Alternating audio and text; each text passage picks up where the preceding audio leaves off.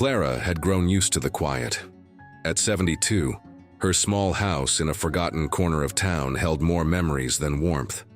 Her husband, Tom, had been gone 3 years now, taken by a sudden illness that left her adrift. They'd built a life together.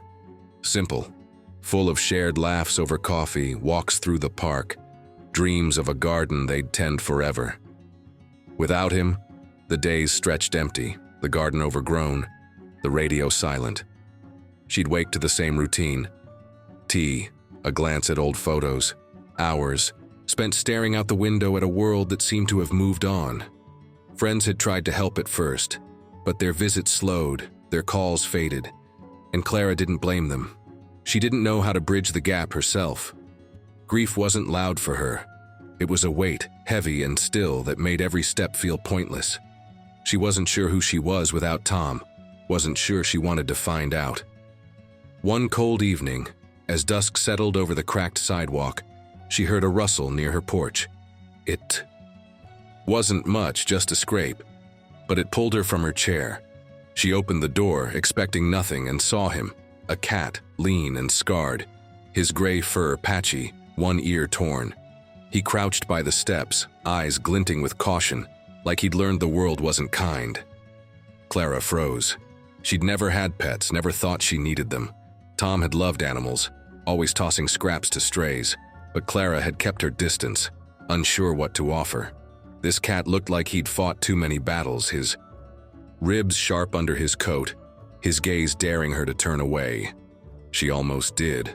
Her life was small now, no room for complications, but something in his stare, raw and unyielding, held her. He didn't move, didn't hiss, just watched, like he was waiting for her to decide. Clara stepped back, leaving the door open, and rummaged for a can of tuna, half expecting him to be gone when she returned.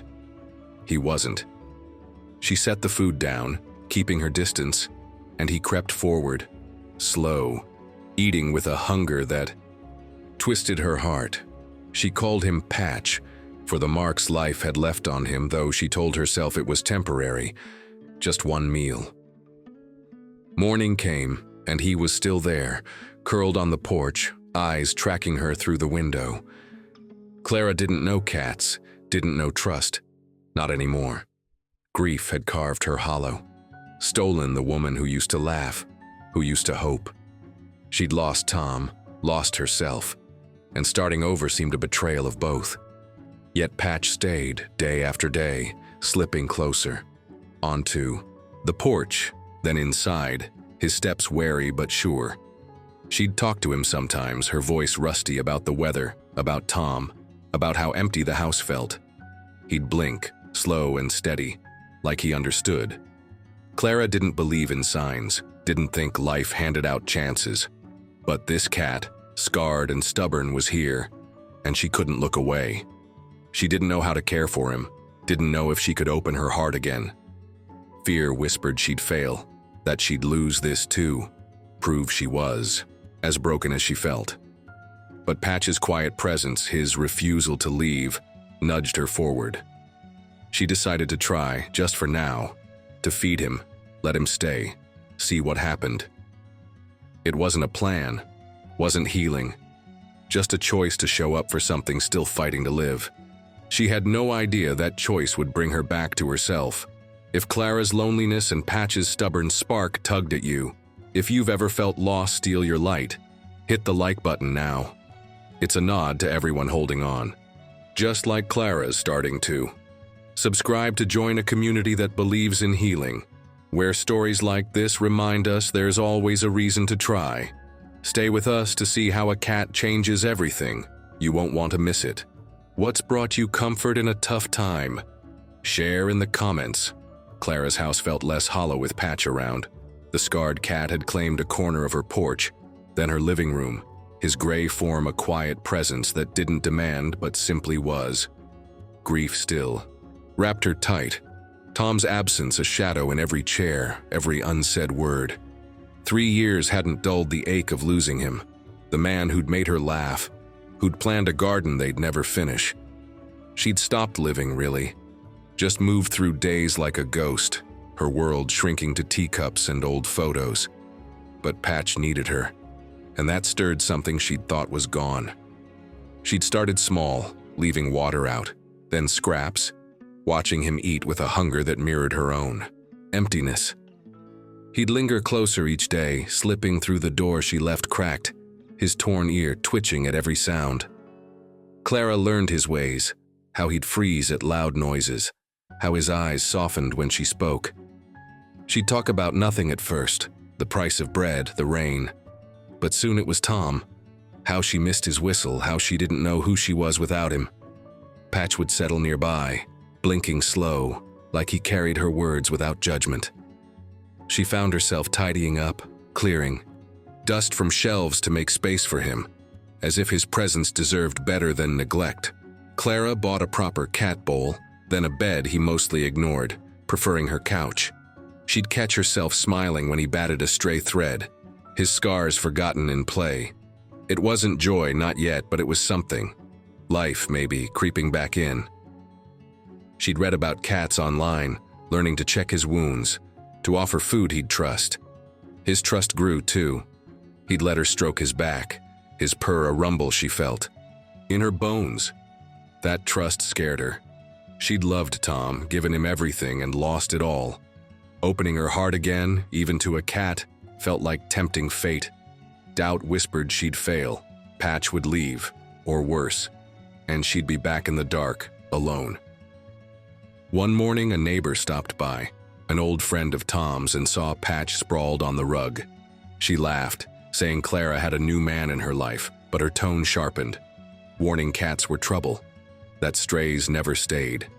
Clara's chest tightened. She'd heard it before. People saying she should move on, sell the house, be someone new. They didn't get it. Didn't see how grief was her last tie to Tom. Patch wasn't Tom, but he was hers, and losing him would break something she wasn't sure she could mend. That night, she sat by him, her hands still, and he climbed onto her lap, a first, his weight heavy and warm. Clara's eyes stung. He wasn't running, wasn't asking her to be more than she was. She thought of Tom, how he'd feed, strays, how he'd tell her to keep going. Patch's fight, his scars, his stubborn will to live, mirrored her own, buried deep. She started small again, planting a flower in the overgrown garden, something Tom would have loved.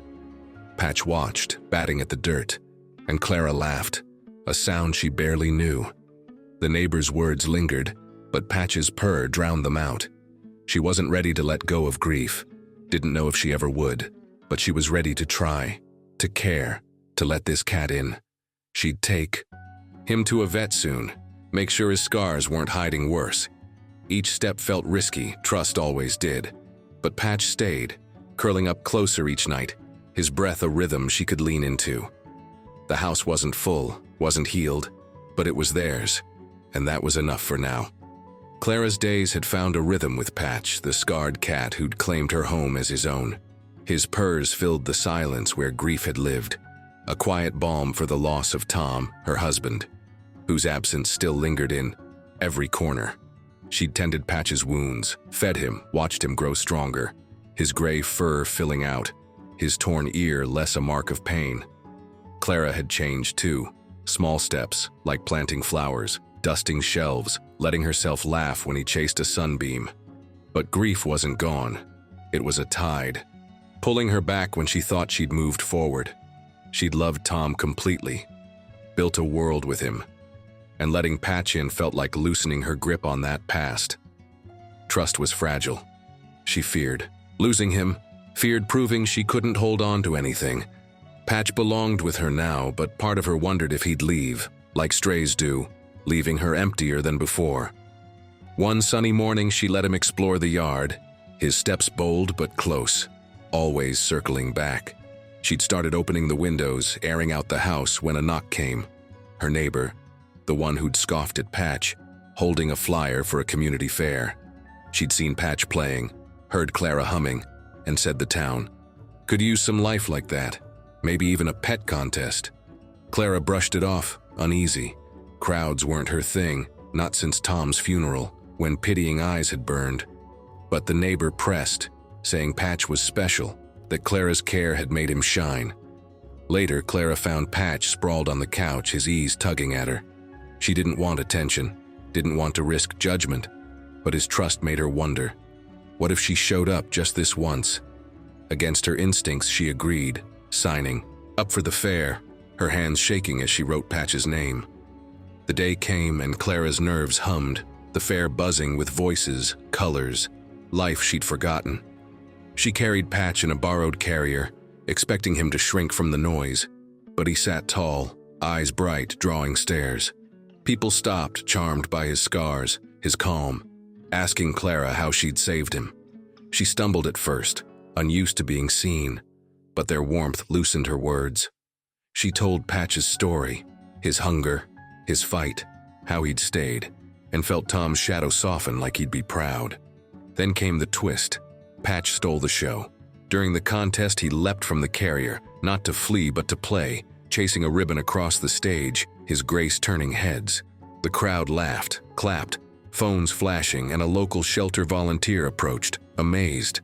She said Patch's story, his scars, his recovery, could inspire adoptions, that Clara's knack for healing could help other strays. They needed volunteers, someone like her to teach, to care. Clara froze. Her, the woman who'd barely left her house? Doubt surged. She'd failed to save Tom, failed to keep her old life. What could she offer? The neighbor's warning echoed, saying strays don't last, but Patch nudged her leg, purring, grounding her. She saw the fair, the faces not judging but welcoming, and realized Patch hadn't just survived. He'd thrived because of her. The volunteer shared how the shelter struggled, how stories like Patch's could save lives. Clara learned the fair had a stray problem, cats left behind, needing homes, and her work tied to a bigger need. She didn't say yes right away, but took the volunteer's card, her mind turning. Patch's leap wasn't just play, it was a spark, showing her she could do more.